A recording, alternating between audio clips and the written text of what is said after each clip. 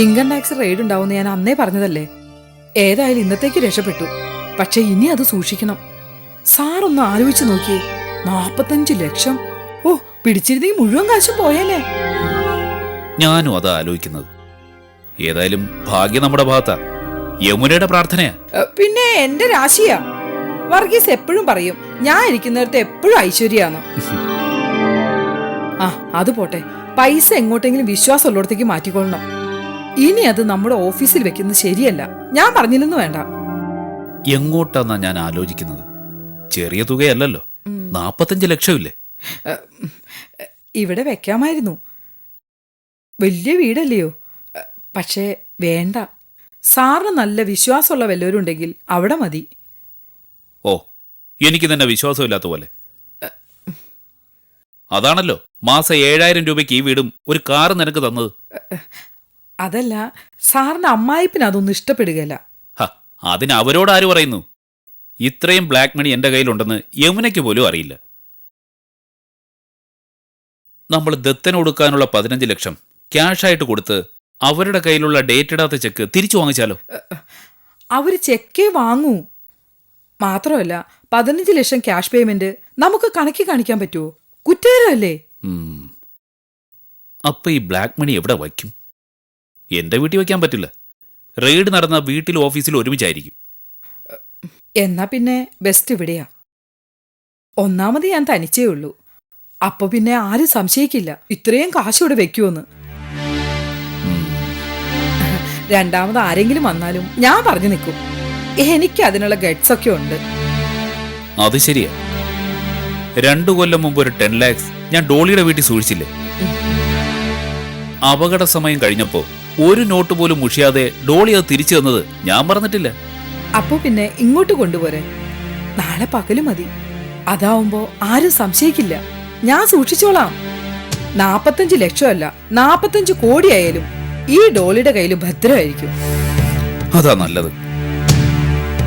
ഇവിടെ തന്നെ സൂക്ഷിക്കും.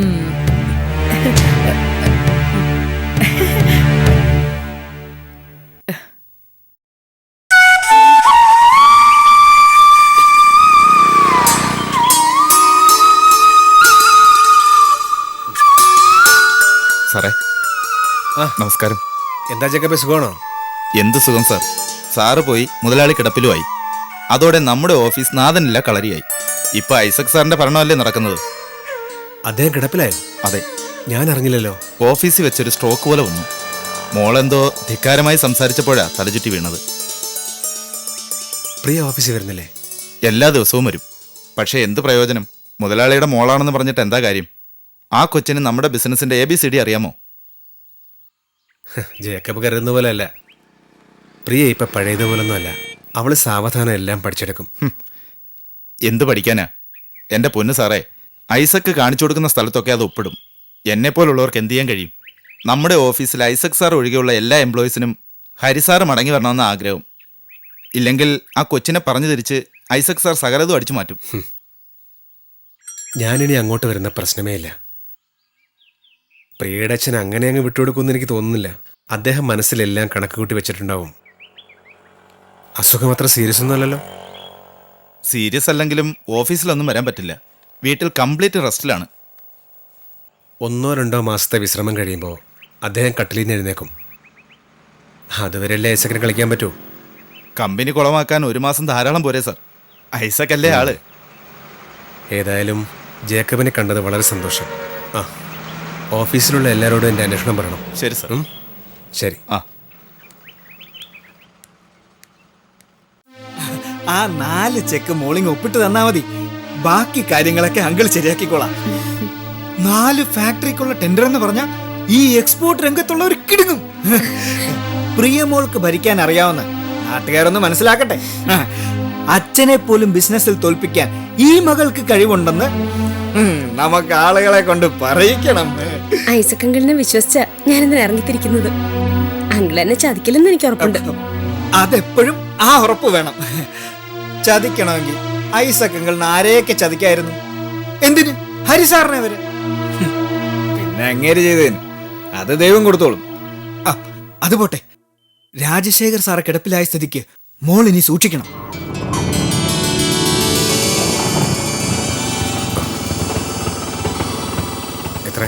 30 രൂപ. ദാ. ശരി സാറേ. ശരി ശരി. മോളെ ആരാ വരുന്നു നോക്കി.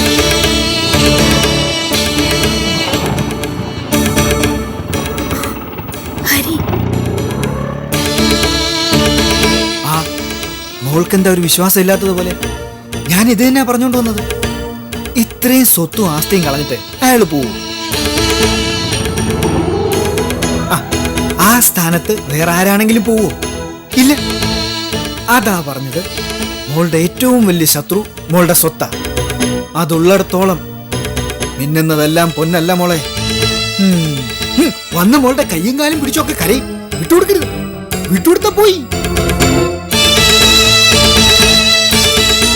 എന്നാലും എങ്ങനെ ധൈര്യം വന്നു ഹരിക്ക് ഇവിടെ കയറി വരാൻ? അതിനിപ്പോ ധൈര്യം എന്തിനാ? എല്ലാം ഇട്ട് ചിറങ്ങിപ്പോയതൊരു മൂച്ചിന്. അത് കഴിഞ്ഞപ്പോ പശ്ചാത്താപമായി. കോടിക്കണക്കിന് രൂപ കൈകാര്യം ചെയ്തതാ. ഇപ്പൊ ഒന്നുമില്ല. അപ്പൊ പിന്നെ മാപ്പ് പറഞ്ഞ് തിരിച്ചു വരാന്ന് വിചാരിച്ചു കാണും. സാറ് വീണത് നല്ല കാരണമാണല്ലോ. ദേ മോളെ, ഞാനൊരു കാര്യം പറയാം. പ്രിയമോളെ പിരിഞ്ഞു നിൽക്കാൻ വയ്യാത്തത് കൊണ്ട് വരുവാന്നൊക്കെ പറയും. വിട്ടുകൊടുക്കല്ലേ. ഇപ്പൊ താഴ്ന്നു കൊടുത്താ പിന്നെ ജീവിതത്തിൽ തലവെക്കാൻ പറ്റില്ല കേട്ടോ. ഞാൻ താഴ്ന്നു കൊടുക്കാനോ? നല്ല കാര്യായി. അമൃത താഴ്ന്നു കൊടുക്കും. അമൃതയോ? കാശില്ലെന്ന് കണ്ടാ പിന്നെ അമൃതയ്ക്ക് എന്തിനാ ഇയാളെ? കറിക്കകത്തുനിന്ന് കറിവേപ്പില എടുത്ത് കളയുന്ന പോലെ കളയും.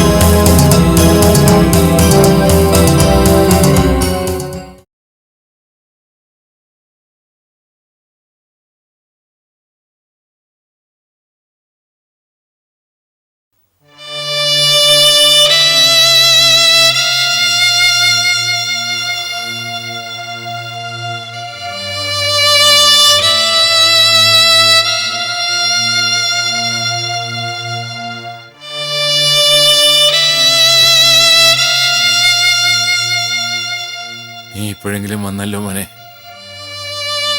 എന്നെ കാണാൻ നീ വരുമെന്ന് എനിക്ക് ഉറപ്പുണ്ടായിരുന്നു.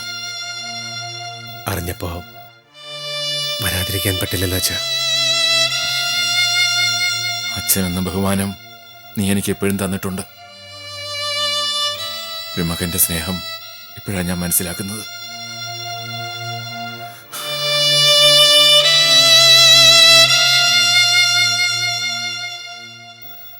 സമയത്ത് മരുന്ന് കഴിക്കണം.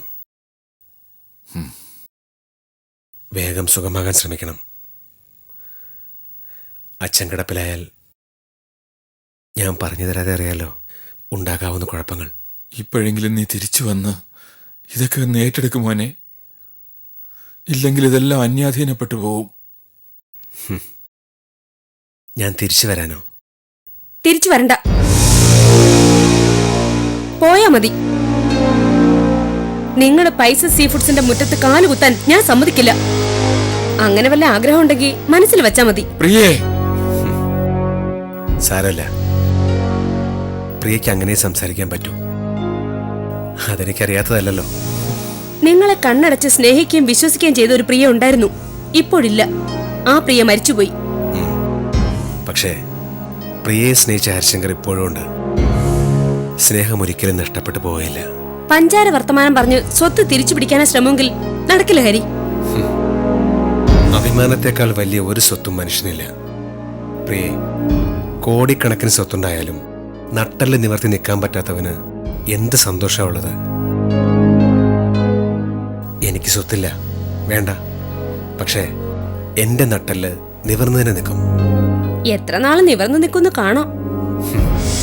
ഞാൻ ജീവിച്ചിരിക്കുന്ന കാലം വരെ.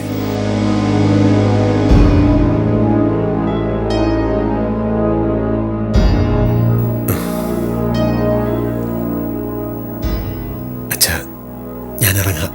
ഹരി, കുറച്ച് ജോലികൾ തീർക്കാനുണ്ട്.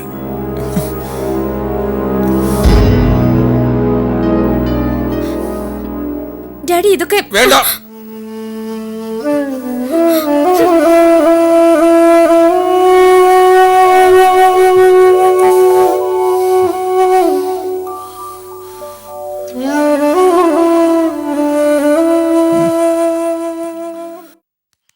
ആ വാ, ഇതാ വീട്.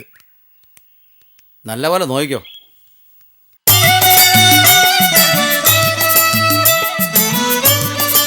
ഇതെന്റെ ലാസ്റ്റ് അറ്റംപ്റ്റ് ആണ്. പേടിക്കണ്ട, ഇവിടെ അടുത്തൊന്നും പെണ്ണിന്റെ തരി പോലുമില്ല. ആരാധനാ പിഷാരുടെ അത് തന്നെ. ദാണ്ട, പെണ്ണുങ്ങളില്ലാത്ത വീടും തപ്പി കിടന്ന് എന്റെ ചെരുപ്പ് ഈ സ്ഥിതിയിലായി. പണ്ട് മരണമില്ലാത്ത വീട്ടിൽ നിന്ന് കടുക് വാങ്ങിച്ചോണ്ട് വരാൻ ശ്രീബുദ്ധം പറഞ്ഞു വിട്ടെന്ന് കേട്ടിട്ടുണ്ട്. ഞാൻ നോക്കിയപ്പോ അത് പിന്നെ എളുപ്പോ. ഇപ്പോഴത്തെ സ്ഥിതിയില് മരണമില്ലാത്ത വീട് ചിലപ്പോ ഉണ്ടാവാം. പക്ഷേ ഈ പെണ്ണെന്ന് പറയുന്ന പ്രതിഭാസം ഉണ്ടല്ലോ, അതില്ലാത്തൊരു വീടാകട്ടെ സ്ഥലമാകട്ടെ എങ്ങും കാണൂല. ചൊവ്വാഗ്രഹത്തിൽ പോലും ഉണ്ടൊരു പെണ്ണ്. ആ. പത്രത്തിൽ വന്ന കണ്ടില്ലേ? ആ അതെ. ആ ഏതായാലും വീട് കിട്ടിയല്ലോ. വാ, വലതുകാല് വെച്ച് കയറിക്കോ. ആ, എങ്ങനുണ്ട് വീട് കൊള്ളാം. ആ ഇതാ സച്ചിച്ചേട്ടന്റെ പോർഷൻ. ഓ, അതെ. അത് പിന്നെ ആമ്പിള്ളാരൊരു വാക്ക് പറഞ്ഞ വാക്കാ ഞാനാ കണ്ടുപിടിച്ചത്. ഈ ഏരിയയില് പെണ്ണെന്ന് പറയുന്ന വർഗമില്ല. ആ. ഇനി ഉണ്ടെങ്കിൽ ശബരിമല പോകുന്ന പ്രായക്കാരായി. സമാധാനമായി. അതിലെന്തെങ്കിലും വിഷമമുണ്ടോ? ഉണ്ടോ? ഏയ് അതെങ്കിലും ഇല്ലാതെ നാട്ടിലൊരു സ്ഥലമില്ല. അതെ പക്ഷെ ഒരു കാര്യം ഉറപ്പു തരാം, ചേട്ടന്റെ ചാരിത്രം ഇവിടെ സേഫ് ആയിരിക്കും. അതെ, സത്യം. നിങ്ങൾ പറയുന്നതൊക്കെ കേൾക്കാനേ തൽക്കാലം എനിക്ക് പറ്റൂ.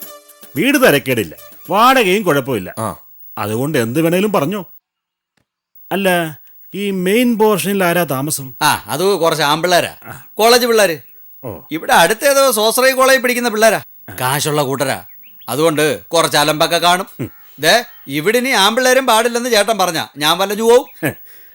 ആമ്പിള്ളാര് കുഴപ്പമില്ലടാ. അവരിന് എന്ത് ശല്യം ഉണ്ടാക്കാനാ? ഞാൻ എന്റെ പാട് നോക്കി ഇവിടെ ഇരിക്കും, അവരവിടെ. അത്രേ ഉള്ളൂ. ആ ആ, ഒരു മുറിയും അടുക്കളയും ബാത്റൂമും 1500 രൂപ. ആ ഇവിടുന്ന് ഓഫീസ് വരെ ദിവസം 10 രൂപ. ഉം. എങ്ങനെയും 2000 രൂപ അങ്ങനെ പോകും. ആ പിന്നെ ആ? ആകെ ലാഭിക്കാവുന്നത് ആഹാര ചെലവാ. ആ. ആ, അത് ഞാനൊരു സ്റ്റവും കഞ്ഞിയും ബ്രെഡും കൊണ്ട് അഡ്ജസ്റ്റ് ചെയ്യാം. ഓ, സർക്കാർ 10-15 രൂപ തരുന്നില്ല സച്ചിയേട്ടാ. ഇങ്ങനെ എച്ചി ആവണോ? അതെ. ലാവിഷായിട്ട് ചിക്കനും പൊറോട്ടയും ഫ്രൈഡ് റൈസും ഒക്കെ കഴിച്ച് ജീവിക്കരുതോ? ഏ? ഒരു പെങ്കൊച്ച് വളർന്നു വരുന്നപ്പോ കൂട്ടാ, ഓ, ഓ. സ്വർണത്തിനൊക്കെ എന്താ വില? ആ. അതൊക്കെ അങ്ങ് നടക്കുമെന്ന് ഞാൻ എത്ര പേരെ കാണുന്നതാ. 1 കിലോ സ്വർണവും ഒരു ബെൻസ് കാറുമായിട്ട് ഒരു തടിക്കച്ചവടക്കാരൻ മോളെ കെട്ടിക്കാൻ കാത്തിരിക്കാൻ തുടങ്ങിയിട്ട് വർഷം 3 നടക്കണ്ടായോ? നമ്മൾ നടന്ന പെണ്ണിന്റെ കല്യാണം നടക്കുവോ? അതേസമയം ഓരോ പെമ്പിള്ളേര് ചെറുക്കന്മാര് തട്ടിക്കൊണ്ടു പോന്നു. അതുകൊണ്ട് ചേട്ട സമാധാനമായിട്ടിരിക്കെ കേട്ടാ. വാ. ആ തടിക്കാരന്റെ മോളെ എനിക്കൊന്ന് ആലോചിച്ചാലോ? ഓ, പിന്നെ ആലോചിക്കാം. പക്ഷെ സ്വർണവും ബെൻസും കിട്ടൂല. അയ്യടാ. എന്നെ കൊണ്ട് വിമലയ്ക്ക് എന്തായിരുന്നു ഇതുവരെ ഉപകാരമെന്ന് ചിലപ്പോൾ ഞാൻ ചോദിക്കാറുണ്ട്. അവളന്ന് കുറച്ച് കാശ് കിട്ടുമെന്ന് കേട്ടപ്പോ മോളെയും പിടിച്ചുകൊണ്ട് പോയത് ഞാൻ അവൾക്ക് ആഗ്രഹം പോലെ ജീവിക്കാൻ അവസരം നൽകാഞ്ഞിട്ടല്ലേ എന്നൊരു വിഷമം. കിട്ടുന്നത് കൊണ്ട് ജീവിക്കാനേ എനിക്കറിയൂ. ആ, അവൾക്ക് ചിലപ്പോ എന്നേക്കാൾ നല്ലൊരു ഭർത്താവിനെ കിട്ടിയേനെ. ഏതായാലും കഴിഞ്ഞത് കഴിഞ്ഞു, ആ ബന്ധം തീർന്നു. അതെ, ഏ? എന്റെ പൊന്ന് ചേട്ടാ, ഞാൻ കല്യാണം കഴിച്ചിട്ടില്ലേലും പറയാം, ഈ വിവാഹ ബന്ധം അങ്ങനെ പെട്ടെന്നൊന്നും തീരില്ല. അതുകൊണ്ടാണല്ലോ ഞാൻ കല്യാണം കഴിക്കാൻ ധൈര്യപ്പെടാത്തത്. ഞാനാണെങ്കിൽ കല്യാണം കഴിക്കാൻ റെഡിയാ, പക്ഷെ ഒറ്റ പെണ്ണും റെഡിയല്ല. ആ, അതാണ് കുഴപ്പം. നോക്കിയേ, നല്ല അസല് വീടല്ലേ ഇത്? ആ ആ താക്കോലെന്തി ഇതൊക്കെ എവിടെ കൊണ്ടാ വെച്ചിരിക്കുന്നത്? ഉണ്ടെന്ന്. ഇരിക്കുന്നു. ആ. ഒരു കാര്യത്തിനൊരു ആ, ഉത്തരവാദിത്വം കിട്ടി. ഇല്ല.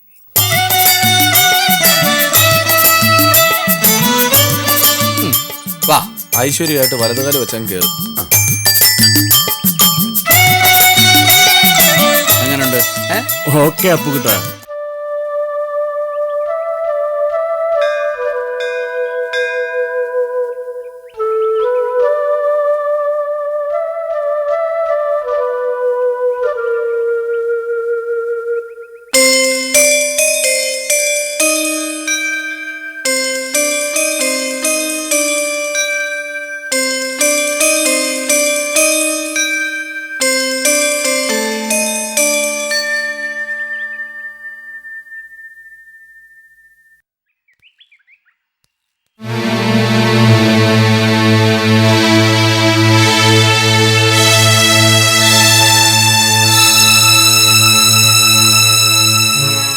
എങ്ങോട്ടാ പോകുന്നത്?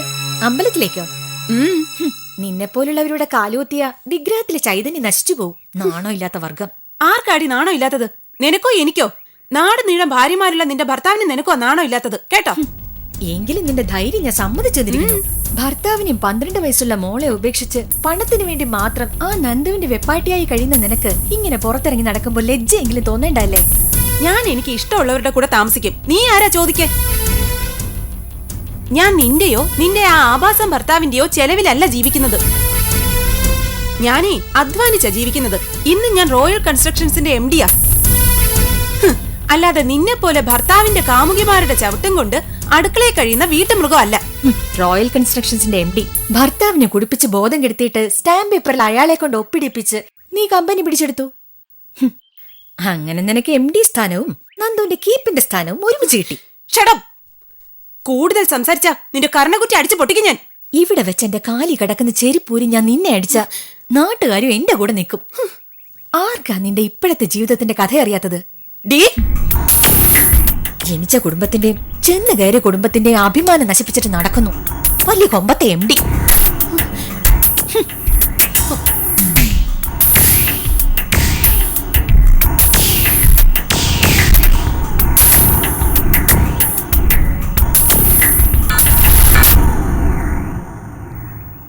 എന്നിട്ട് ചത്ത ശവമായിട്ടാ ഞാൻ ക്ഷേത്രത്തിൽ നിന്ന് ഇറങ്ങിയത്. പ്രവീണിനെ കൊണ്ട് ബ്ലാങ്ക് സ്റ്റാമ്പ് പേപ്പറിൽ ഒപ്പിടിച്ച കാര്യം വരെ യമുന അറിഞ്ഞിരിക്കുന്നു. സത്യം പറഞ്ഞ എനിക്ക് ആ നിമിഷം ആത്മഹത്യ ചെയ്യാനാ തോന്നിയത്. അവൾ കരുണയുടെ അസൂയ. അരുണയുടെ കുടുംബം ഏത്, അവളുടെ കുടുംബം ഏത്? അതൊക്കെ ശരിയാ. യമുന വെറും ലോവർ മിഡിൽ ക്ലാസ് അല്ലേ. കൊള്ളാവുന്ന വീട്ടുകാരും പ്രമോദിന് പെണ്ണു കൊടുക്കാൻ തയ്യാറായില്ല. അവൻ 18 വയസ്സിൽ തുടങ്ങിയതാണല്ലോ ഈ പെൺവേട്ട. ഗത്യന്തരം ഇല്ലാതെ വന്നപ്പോഴല്ലേ എന്റെ ഫാദറില്ല ഓഫീസിലെ അക്കൗണ്ടന്റിന്റെ കാല് പിടിച്ച് അങ്ങേരുടെ മോളെ പ്രമോദിന് വേണ്ടി ചോദിച്ചത്. സ്വത്തിന്റെ വലിപ്പം അവര് സമ്മതിച്ചു. യമുനയുടെ അഹങ്കാരത്തിന് ഒരു നല്ല ശിക്ഷ ഉടൻ തന്നെ കൊടുത്താലോ? എങ്ങനെ? പ്രമോദ് അങ്ങേരുടെ റീസണബിൾ ചിറ്റ് ഫണ്ട്സിന്റെ പേരിൽ 15 ലക്ഷം രൂപ ഞങ്ങളുടെ ദത്തൻ ഫിനാൻസിൽ നിന്ന് ലോൺ എടുത്തിട്ടുണ്ട്. അതെനിക്കറിയാം. പ്രവീണിനെ പോലല്ല പ്രമോദ്. എല്ലാ മാസവും പലിശ കൃത്യമായി തരും. പിന്നെ അയാൾ ഡേറ്റ് ഇടാതെ തന്ന 15 ലക്ഷം രൂപയുടെ ചെക്ക് എൻ്റെ ഓഫീസിലുണ്ട്. അതുകൊണ്ടെന്താ? അയാൾ പറയുന്ന ദിവസത്തെ ഡേറ്റ് ഇട്ട് ചെക്ക് ബാങ്കിൽ പ്രസന്റ് ചെയ്യണമെന്നാണ് നിയമം. നമുക്ക് ആ നിയമം അങ്ങ് തെറ്റിക്കാം. ചെക്ക് നാളെ തന്നെ ബാങ്കിൽ ഇടാം. 15 ലക്ഷം അല്ലേ? അത്രയൊന്നും പ്രമോദിന്റെ അക്കൗണ്ടിൽ കാണാൻ വഴിയില്ല. ചെക്ക് മടങ്ങും. പ്രമോദ് വന്ന് നമ്മുടെ കാലിൽ വീഴും. നന്ദു അങ്ങനെ തന്നെ ചെയ്യണം. എങ്ങനെയെങ്കിലും ആ യമുനയുടെ അഹങ്കാരം കുറയ്ക്കണം. തീർച്ച. ഭാര്യയും ഭർത്താവിനെയും നമുക്ക് നമ്മുടെ കാൽച്ചൂട്ടിൽ കൊണ്ടുവരാം. എന്റെ അരുണയെ അപമാനിക്കുന്നവരെ ഈ നന്ദു വെറുതെ വിടുവോ? I love you Nandu. ഇപ്പൊ നന്ദു മാത്രം എന്റെ ലോകം. എന്റെ ലോകം നീ.